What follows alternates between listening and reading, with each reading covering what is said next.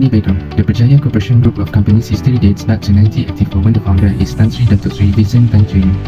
In October 1988, following a major restructuring, Berjaya Group Berhad, then known as Inter-Pacific Industrial Group Berhad, became the holding company of Africa Pacific Berhad. Bicop assumed the listing status of Berjaya Group Berhad on the main board of Bursa Securities upon the completion of the group restructuring exercise in October 2005 and the listing of the new shares on 3 January 2006. The other chief of decision-making in Berjaya Corporation Berhad, which are Ya Ahmad Maulid Tunku Tun Aminah binti Sultan Ibrahim, the chairman, and Syed Ali Rahul Hamid, the chief executive officer. The responsibility of chairman is to leading board meetings and discussion to ensure that procedure rules are followed in the conduct of meetings and that decisions made are formally recorded and adopted. Secondly, ensuring appropriate steps are taken to provide effective communication with stakeholders. And thirdly, managing the interface between board and management. Next, the responsibility of CEO is making and implementing the day-to-day decision on the business operation. Secondly, managing resources and risks in pursuing the corporate objective of the group.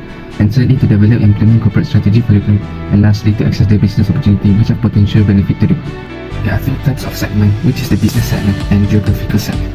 Business segment, the group is organized on a worldwide basis and present its segmental information based on business segment. The segments such as consumer and marketing, property investment and development, gaming and lottery management, food and beverage, and telecommunication and information-related service and product. Secondly, the geographical segment. This geographical segmental information is prepared based on the location of assets, whether it is in Malaysia or outside of Malaysia. For 10% threshold fares for reportable segment, we can see that only 3 segments that will be classified as reportable segment, which are the retail, hospitality, and services, while the property are not reportable segment and need to be combined and disclosed under other segment category. At 55% threshold fares, the entity should ensure that the total external revenue attributable to those reportable segments is at least 75% of the entity's total revenue. We can see that Berjaya Corporation Berhad, being business segment, made at least 75% threshold fares, which is 95.35%, which will mean the reportable segment will remain the same and no need to have additional reportable segment. Right now, I will explain about the accounting policies related to the MFRS 8. As you can see, there are 4 steps to be taken regarding the MFRS 8, which means identification, measurement, disclosure, and reconciliation. Based on the Berjaya Corporation Berhad unaudited interim financial report, the total non-current asset is increased from RM 15.1 million to RM 15.9 million in 2022. The increase in total asset is due to its property valuation at fair value. The property will be valued based on market values during the revaluation process.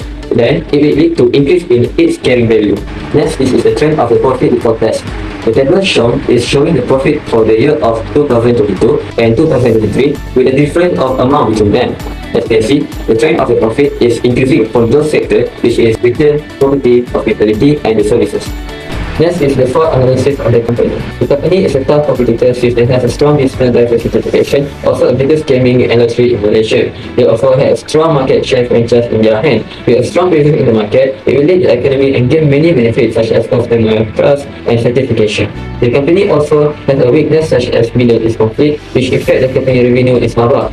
The high level and rental cost is caused from the hotel worker and hospitality who work sometimes 24 hours. The opportunity is favorable for foreign exchange, which effect on increasing in revenue when converted to ringgit Malaysia. The company can make a co-branding and pursue to the foreign market to expand their profit range and the target market. Lastly, the trade. The trade is the competition can be tough for the company when the big company join the same market. Even with the new normal of COVID-19, the company might have difficulty on selling their product and even the customer power to buy their product. So the last is financial risk. The company also might face a financial risk if they make a wrong decision in their financial department. Hello everyone, I'm Adila. I will explain about basis of interim report preparation. From our evaluation, Berjaya Corporation Berhad used the discrete method in preparing its interim report. The report was prepared on the periodic basis. This means that the company published quarterly interim financial report and it consists a set of condensed financial statement. Next, I would like to present 2 types of accounting policies that have been used in preparing interim report. The first one is MFRS 116, Property, Plant and Equipment PPE. All items of PPE are initially recorded at cost. Subsequent costs are included in the asset carrying amount or recognized as separate asset only when it is probable that future economic benefits will flow to the group and the cost can be measured reliably. Moreover, depreciation for PPE are provided on straight line basis, except for freehold land. This is because freehold land has an unlimited useful life, and therefore it is not depreciated, but reviewed at each of reporting date to determine whether there is an indication of impairment. Next, an item of PPE is derecognized upon disposal, or when there is no future economic benefit are expected from its use or disposal. Any gains or losses are expensed off to SOPL. Secondly, the company use FAR570 investment property. Investment property are held to earn rental or capital appreciation or for both. Such properties are measured initially at cost, including transaction costs. Subsequent to initial recognition, investment properties are stated at fair value. Gain or losses arising from changes in the fair value of investment properties are recognized in profit or loss in the year in which they arise. Next, moving on to the type of interim reports prepared by Berjaya Corporation Berhad. It consists of 6 unaudited condensed set of financial statements, which is condensed consolidated statement profit or loss, condensed consolidated statements of comprehensive income, condensed consolidated statements of financial position, condensed consolidated statements of changes in equity, condensed consolidated statements of cash flows, and lastly, notes to the unaudited financial report. Next, I will present the current and comparative for each statement prepared by the company.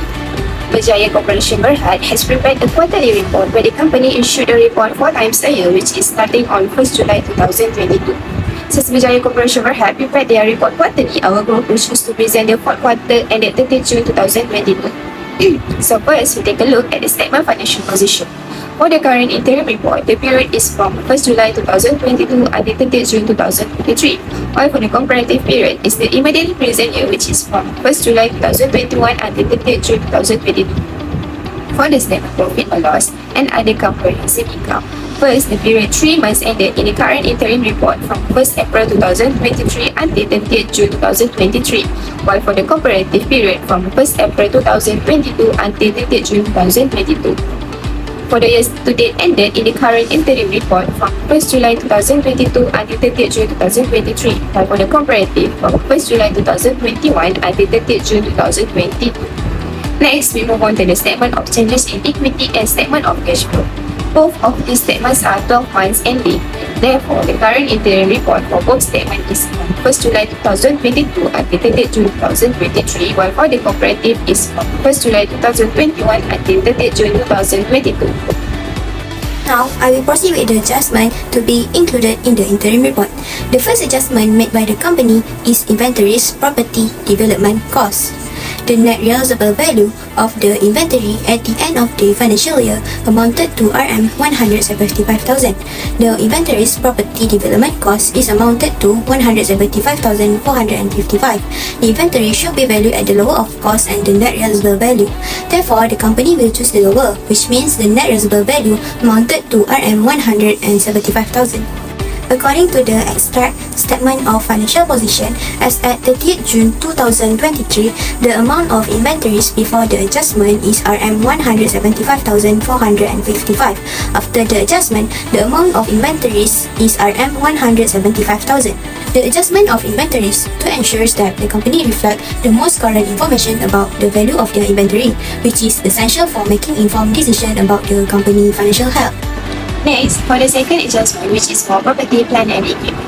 As at 1st July 2022, the company decided to change its depreciation policy of its building among Rm5 million, with a useful life of 16 years, from the straight line basis to the reducing balance basis with a depreciation rate of 20%. Based on that, the amount of depreciation building as at the 10th June 2023 for straight line basis is Rm83,333, but for the reducing balance basis, the amount will be Rm1 million. Therefore, the depreciation expenses in the statement of profit or loss needs to be adjusted. The amount that needs to be adjusted is Rm960,667. The extract from the statement of profit or loss shows the before and after adjustment. Here, we can indicate that after adjustment, the amount adjusted will increase the depreciation expenses and then reduce the company's profit in the statement of profit or loss. However, despite an increase in company profit, the change in policy can help optimize the company's tax strategy, thereby reducing tax liabilities and lowering taxable income while also improve cash flow.